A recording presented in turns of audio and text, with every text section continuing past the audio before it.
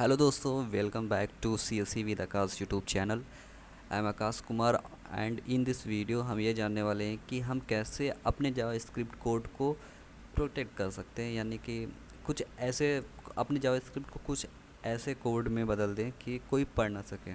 जैसे कई बार होता है कि हम कोड लिखें, हमने पब्लिश कर दिया वेबसाइट पर और कोई और उसे कॉपी पेस्ट कर कर यूज कर रहा है।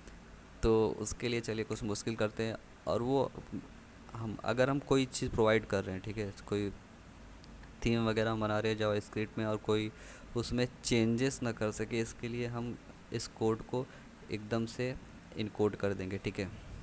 तो उसके लिए हम क्या करने वाले, जैसे कि मान लो ये एक छोटा सा कोड है, ठीक है, जो नंबर जनरेट करता है। मैं दिखा देता हूँ।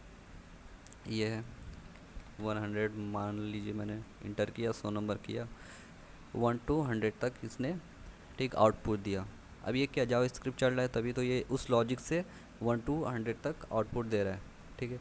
जैसे कि अगर मैं इसको पूरे को मैं कमेंट कर दूं, ठीक है। अब इसको मैं सेव कर देता हूँ।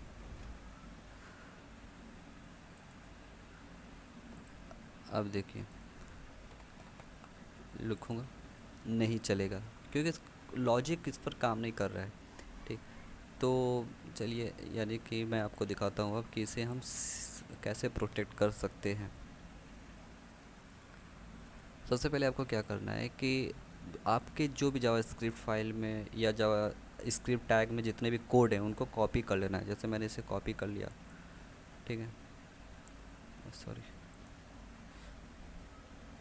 मैंने इसे कॉपी कर लिया।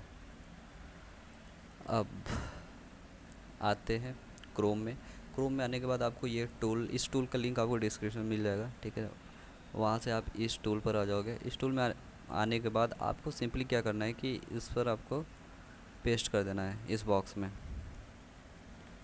आपने कोड को पेस्ट कर दिया और फिर यहाँ कन्फ्यूज़ कोड लिखा हुआ है, इस पर क्लिक कर दीजिए। अब देखिए, क्या इसे कोई पढ़ सकता है? मुझे तो नहीं लगता इस जन्म में इसको डिकोड कर पाना बहुत आसान होगा उसके लिए, ठीक। बस आपको क्या करना है, कॉपी जनरेट कोड कर देना है और फिर अपने जो फाइल है उसमें या तो पेस्ट कर दीजिए, या आपका जो स्क्रिप्ट टैग है, ठीक है, और उसमें आपने कोड लिखा है तो उस स्क्रिप्ट टैग के बीच में आपको पेस्ट कर देना है। बस इतना काम करना है। जैसे कि ये है, अब इसे मैं पुराने को रिप्लेस कर दूंगा। और हाँ, अगर आप ऐसा कुछ कर रहे हो तो फिर जो आपका पुराना कोड है उसका बैकअप आप ज़रूर रखना, क्योंकि इसको हो सकता है डिकोड करने में आप खुद असफल हो जाओ, ऐसा हो सकता है। तो भाई ठीक है, तो इसलिए इसका एक मतलब ओरिजिनल कॉपी आप अपने पास रखो। उसके बाद आप किसी को दे रहे हो या कहीं प्रोवाइड कर रहे हो इस कोड को, और आप नहीं चाहते कि वो उसमें कुछ चेंजेस लाए या उससे कहीं और यूज करे, तो फिर आप इस तरीके का मतलब कोड में उसे बदल सकते हो। तो इसे मैंने सेव कर दिया। अब देखते हैं ये चलता है कि नहीं, ठीक। हम यहाँ पर आते हैं। अब मैं यहाँ पर डालता हूँ 100। देखिए ये काम कर रहा है। अगर हम इसके पीछे देखें कि भाई ये कैसा दिख रहा है, अगर कोई चाहे कि नहीं यार इसके कोड को देखना, तो भाई वो कैसे दिखेगा वो। हुँ? जब आप इसके सोर्सेस में आते हो, आप जब वो आपके फ़ाइल को ओपन करेगा तो उससे कुछ इस तरीके के कोड नज़र आएंगे।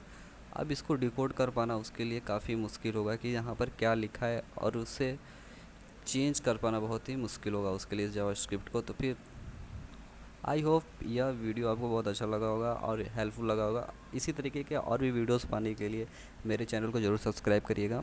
और चलिए मिलते हैं किसी और वीडियो में। धन्यवाद।